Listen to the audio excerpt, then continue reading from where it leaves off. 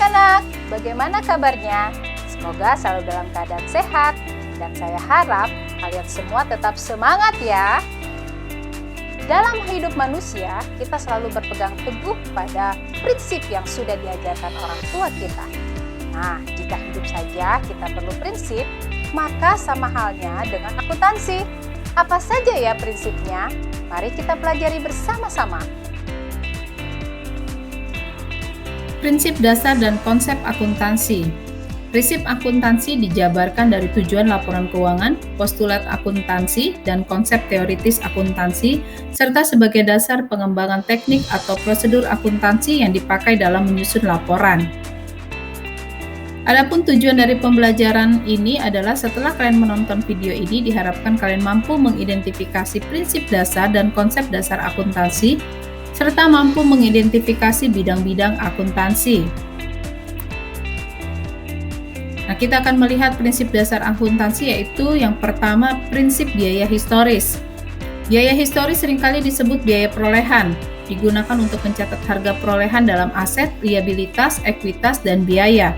Jadi pencatatan informasi akuntansi didasarkan pada biaya sesungguhnya. Contohnya saja pembelian AC misalnya harganya 3 juta. Kemudian ada pajak 10%, 300.000. Biaya pemasangannya 200.000. Jadi harga perolehan dari pembelian aset tersebut adalah 3.500.000. Selanjutnya adalah prinsip pengakuan pendapatan. Dasar pengukuran pendapatan adalah jumlah kas yang diterima dari penjualan dengan pihak lain. Contohnya saja sebuah bengkel mendapatkan uang 500.000 sebagai hasil memberikan jasa reparasi kepada pelanggan, maka uang tersebut selain diakui sebagai harta juga diakui sebagai pendapatan. Kemudian prinsip mempertemukan. Prinsip ini terjadi akibat adanya biaya dan pendapatan yang timbul karena biaya tersebut. Untuk itu, kita harus menghitung besar biaya yang sudah menjadi beban meskipun belum dikeluarkan dan menghitung pendapatan meskipun belum diterima selama periode berjalan. Contohnya saja ada salon, ya. Salon ini harus membayar listrik dan bayar gaji. Maka listrik dan gaji itu dianggap sebagai biaya. Nah, pertanyaannya mengapa sih harus dicocokkan antara pendapatan dengan biaya atau dengan beban? Tentunya agar dapat diketahui apakah perusahaan itu untung atau rugi. Jika pendapatannya lebih besar daripada beban, maka perusahaan itu mengalami untung. Sebaliknya, jika pendapatan itu lebih kecil dari beban, maka perusahaan itu mengalami kerugian. Kemudian prinsip konsistensi. Nah, ini adalah pencatatan, metode, dan prosedur dalam proses akuntansi harus dilakukan secara konsisten dan berkesinambungan dan mengikuti perubahan metode dari tahun ke tahun agar laporan keuangan tersebut dapat dibandingkan dari waktu ke waktu. Nah, laporan keuangan dapat dibandingkan misalkan setiap bulan, catur bulan, semester, dan tahunan. Kemudian yang selanjutnya adalah prinsip pengungkapan penuh. Prinsip ini mengatur penyajian informasi yang lengkap dalam informasi akuntansi atau laporan keuangan. Alasannya karena melalui laporan keuanganlah kita dapat mengetahui kondisi suatu perusahaan dan mengambil keputusan atas perusahaan tersebut. Jika informasi keuangan tersebut tidak lengkap, maka laporan keuangan tersebut bisa menyesatkan. Kemudian prinsip objektif. Prinsip ini mengacu pada keakuratan bukti-bukti transaksi yang mendukung dalam laporan keuangan. Prinsip-prinsip akuntansi ini akan berdampak pada bagaimana perusahaan membuat laporan dan materi apa yang akan mereka laporkan, sehingga semua pihak yang berkepentingan akan memberikan perhatian pada pembuatan prinsip-prinsip akuntansi tersebut. Selanjutnya kita akan belajar tentang konsep akuntansi.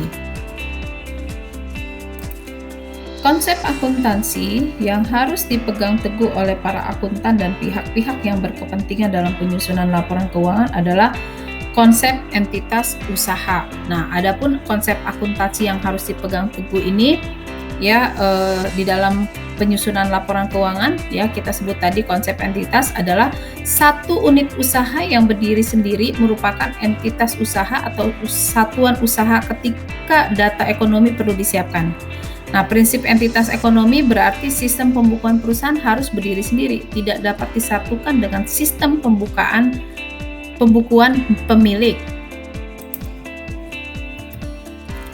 Selanjutnya adalah prinsip satuan moneter. Semua pencatatan hanya terbatas pada segala yang bisa diukur dan dinilai dengan satuan uang, apakah dalam rupiah, dolar, atau mata uang yang lain. Kemudian prinsip kesinambungan usaha. Prinsip kesinambungan usaha menyatakan bahwa suatu entitas ekonomi akan terus berjalan kecuali ada sesuatu yang membuat perusahaan terpaksa tutup. Dan kemudian ada prinsip materialitas. Prinsip ini mengakui adanya pengukuran dan pencatatan akuntansi secara material atau bernilai.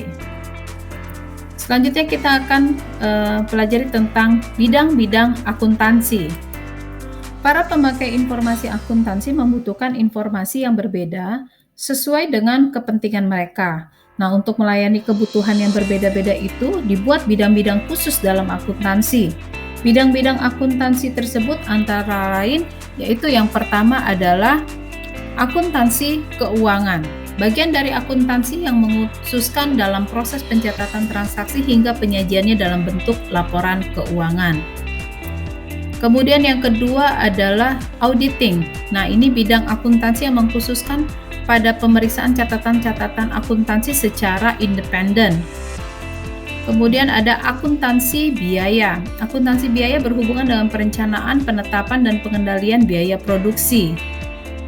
Kemudian ada akuntansi manajemen, bidang akuntansi yang mengkhususkan pada pengembangan dan penafsiran informasi akuntansi untuk membantu manajemen dalam menjalankan perusahaan. Kemudian ada akuntansi anggaran. Ini berhubungan dengan penyusunan rencana pengeluaran perusahaan dan membandingkannya dengan pengeluaran aktual. Kemudian ada akuntansi perpajakan. Nah, bagian ini adalah mengkhususkan kegiatannya dalam penyiapan data yang diperlukan untuk perhitungan pajak. Tujuannya adalah agar pajak yang dibayar perusahaan tersebut sesuai dengan peraturan pemerintah. Kemudian ada sistem akuntansi. Nah, bidang akuntansi yang mengkhususkan dalam perencanaan dan pelaksanaan prosedur, pengumpulan serta pelaporan data keuangan. Akuntansi dalam hal ini harus menciptakan suatu cara sedemikian rupa sehingga mempermudah pengendalian internal dan menciptakan arus laporan yang tepat untuk kepentingan manajemen. Kemudian ada akuntansi pemerintahan. Mengkhususkan dalam penyajian laporan transaksi yang dilakukan oleh pemerintah. Nah, akuntansi ini melaporkan dan menjelaskan melalui data akuntansi berbagai aspek dari pengelolaan administrasi keuangan negara dan melakukan pengendalian atau pengeluaran uang negara. Kemudian ada akuntansi pendidikan. Nah, akuntansi pendidikan ini berhubungan dengan kegiatan pengajaran dan pengembangan pendidikan akuntansi. Contohnya saja, saya mengajar akuntansi di SMA.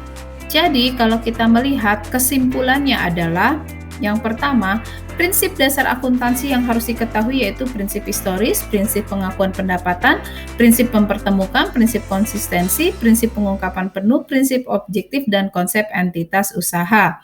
Kemudian para pemakai informasi akuntansi membutuhkan informasi yang berbeda-beda sesuai dengan kepentingan mereka. Nah, untuk melayani kebutuhan tersebut dibuat bidang-bidang khusus dalam akuntansi antara lain akuntansi keuangan, auditing, akuntansi biaya, akuntansi manajemen, akuntansi anggaran, akuntansi perpajakan, sistem akuntansi, akuntansi pemerintah, dan akuntansi pendidikan.